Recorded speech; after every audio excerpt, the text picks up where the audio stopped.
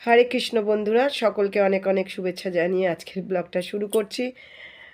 দীর্ঘ 2-3 দিন আমি অসুস্থতাজনিত কারণে দিতে পারিনি, তো সকলকে অনেক অনেক ভালোবাসা জানিয়ে আজকে ব্লগটা শুরু করছি। মন সায় দিয়েছে বলেই উঠে পড়েছি, শরীর সায় দিচ্ছে না, খুব অসুস্থ ছিলাম একদম, এখনও ভালো লাগছে না। তো ঠাকুর ঘরে চলে এসেছি, এই 2-3 দিন একদম আসতেই পারিনি, ভগবানের সেবার কাজ কিচ্ছু করতে পারিনি।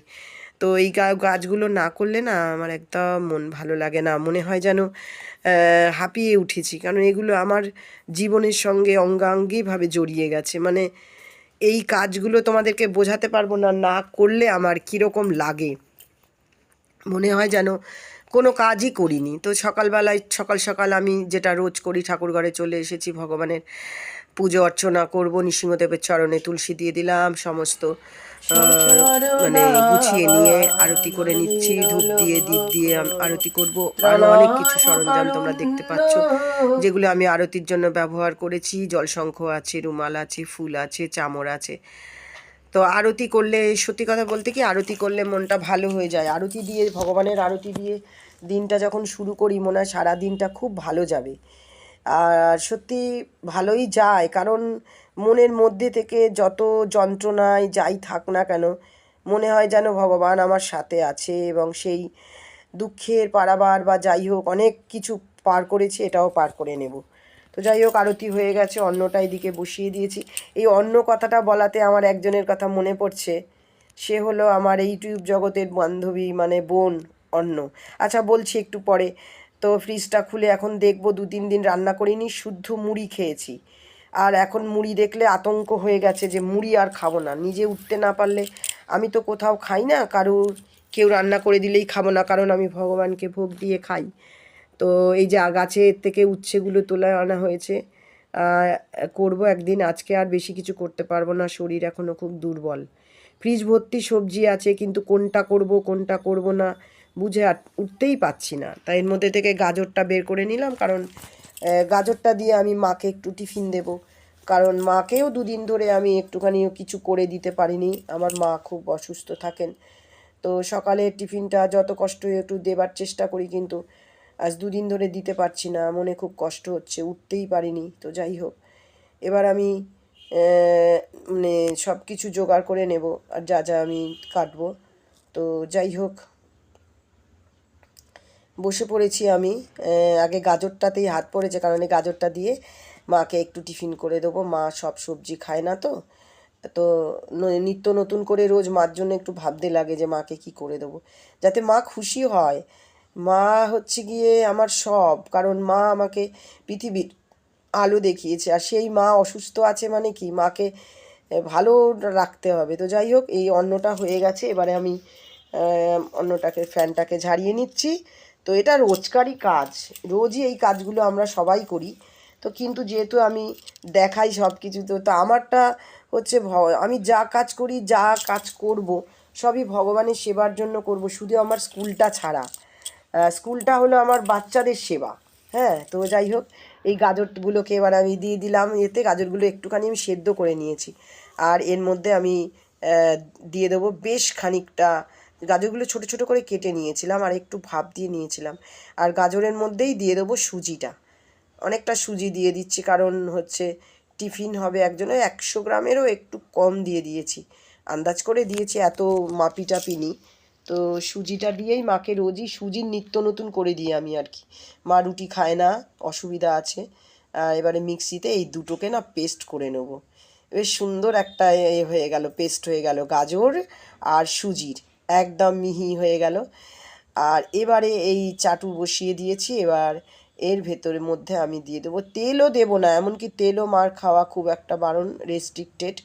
তো তেলটাও দেবো না, অল্প একটু তেল দিয়ে দিয়েছি, ওইটাকেই সারা ওই প্যানটার মধ্যে মাখিয়ে নেব। ননস্টিকটার ভেতরে, ননস্টিক আর ননস্টিক নেই, ননস্টিক উঠে গেছে। তো যাই হোক, নতুন একটা ব্যবস্থা করতে হবে। তো যাই হোক, সেটা তো অন্য কথা, পরের কথা। তো এবারে আমি এইটার ভেতরে একটু মিষ্টি দিয়ে দিলাম, সামান্য পরিমাণের একটুখানি নুন দিয়ে দিয়েছিলাম, কারণ নুন চিনি সবটাই মার বারণ, তাহলে কী দিয়েই বা করবো, খুব মাথা খাটাতে লাগে। মানুষটাকে যদি একটু না ভালো করে দিতে পারি, খুব মন খারাপ করে না। যে কী দেবে। এবার গোলমরিচ একটু দিয়ে দিলাম, লঙ্কা তো খেতে পারবে না, তাই একটু গোলমরিচের ঝালটা ভালো লাগবে। এবং সবগুলোকে মিশিয়ে নিচ্ছি। আর রোজই আগে আমি গোপালকে বাল্যভোগ দিয়ে এসে মার এই জলখাবারটা করে নিই, কারণ আমি তো আবার স্কুলে বেরোবো, সেই জন্যে মারটা আগে করে তারপরে আমি ভগবানের রান্নায় চলে যাই, ভগবানকে ভোগ দেব। সেটা অনেক তাড়াহুড়ো, সারা দিন ধরে মানে 10টা, 10:30, 11টা পর্যন্ত আমার প্রচুর চাপ থাকে। তো এভাবেই চাটুর মধ্যে একটু মেলে দিয়েছি। এবারে এটাকে উল্টে নেব, যেরকম আমরা গোলা রুটি করি না ওই রকম। সুজি দিয়ে করেছি, আটাটা আমার বারণ বললাম। তো এইভাবেই করে আমি মাকে টিফিনটা দিয়ে আসবো। এই যে করা হয়ে গেছে দুটো, মাকে এবারে চলে যাচ্ছি আমি দিতে। হ্যাঁ, মা তো আমাকে দেখে চমকে উঠবে, কেন কি মা আমার পাশেই থাকেন। কারণ এই কারণে চমকে উঠবে, কারণ আমি তো দুদিন উঠিনি একদম। মা ফোন করে করে এই ঘর থেকে এই ঘরে আমার কাছে খোঁজ নিয়েছে। তো যাই হোক, মাকে টিফিন দিয়ে চলে এসেছি। এবার একটা সবজি আমি বসিয়ে দেবো। তোমরা দেখেছো আমি তরকারি সবজি বানিয়ে নিয়েছিলাম। তো প্রথমে আমি বাঁধাকপিটা করব। তাই বাঁধাকপিটার মধ্যে আমি কিচ্ছুই দিইনি, আলু টালু কিছুই দেবো না, শুধু দিলাম একটু সর্ষে আর শুকনো লঙ্কা ফোড়ন। বাঁধাকপিটা আজকে একটু ভাজা ভাজা করব। তোমরা তো অনেক রকমের বাঁধাকপি তোমরা খেয়েছো, তো এরকম একটু করে দেখো। এদিকেরও একটা কড়াই আমি তেল দিয়ে দিলাম, কেন দুটো কড়া না হলে না হয় না। পনিরগুলো ভেজে নিচ্ছি। আর যেহেতু আমি ফ্রন্ট ক্যামেরায় করেছি, তো সেই জন্যে আমার বাঁ হাতটা দিয়েই উঠছে সব। তোমরা ক্ষমা করে দাও, আমার পরের বার এই ভুল আর হবে না।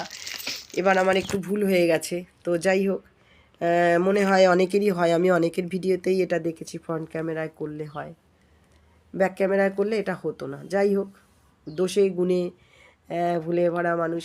তো যেটা বলছিলাম সেটা হলো যে 4-5 দিন যেন একটা আমার জীবন থেকে মানে ছন্দ হারিয়ে গেছিলো। মানে কীভাবে মানে আবার যে উঠে দাঁড়িয়েছি, আবার এই 2-3 দিনে মানে 2-3 দিনের মধ্যে আমাকে একদম মানে প্রচণ্ড দুর্বল করে দিয়েছে।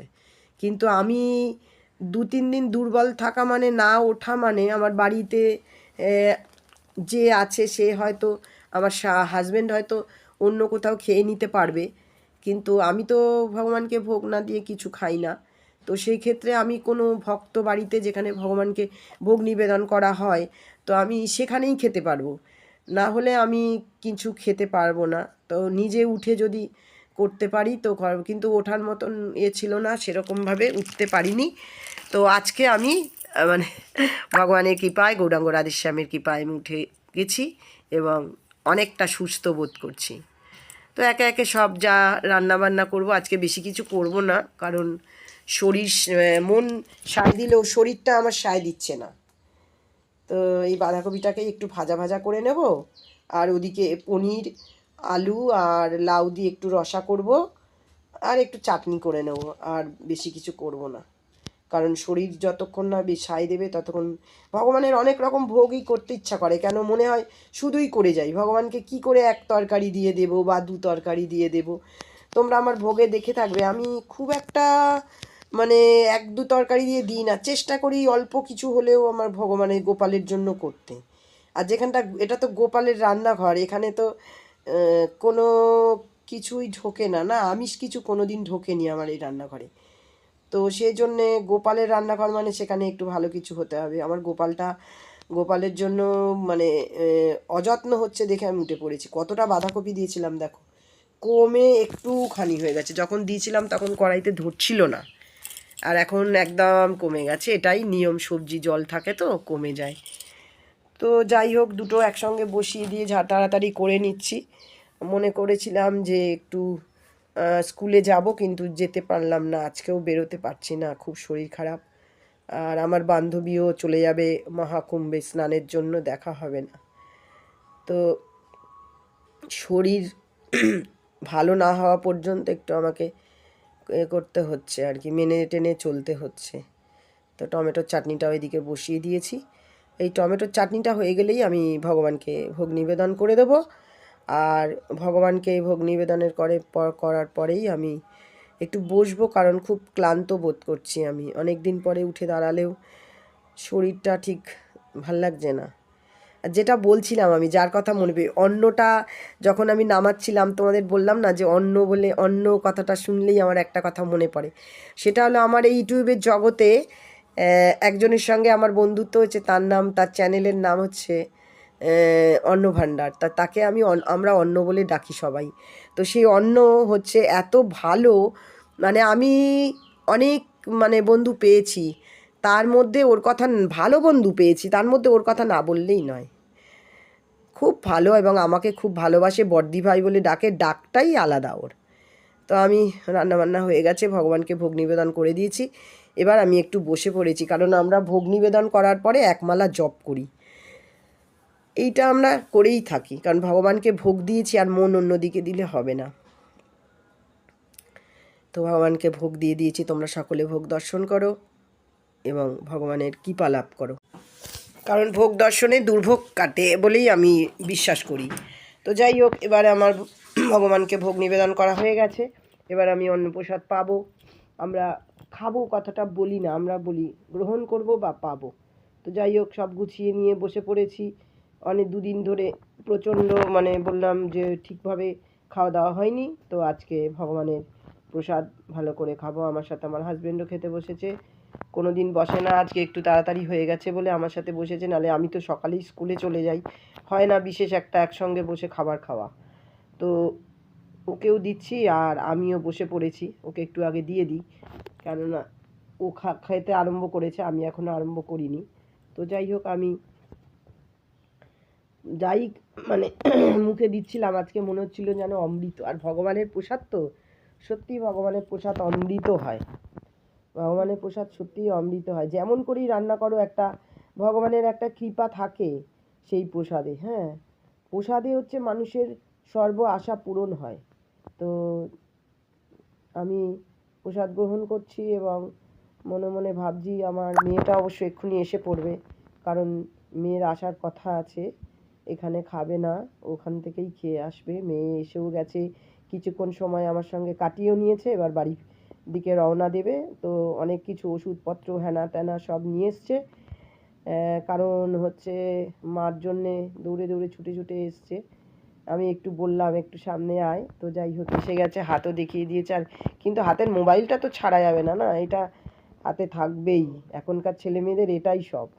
তো মেয়ে চলে যাচ্ছে, মেয়েকে আমি একটু এগিয়ে দিয়ে আসি, কারণ মেয়েরা যখন মার কাছে আসে তখন মাদের খুব আনন্দ হয়, কিন্তু যখন যত কাছেই থাক, যখন বাড়ি চলে যায় মন লাগে, কিন্তু যাবার আগে তো ওর যে সব থেকে প্রাণপ্রিয় মানুষ, তার সঙ্গে দেখা না করেও যাবে না।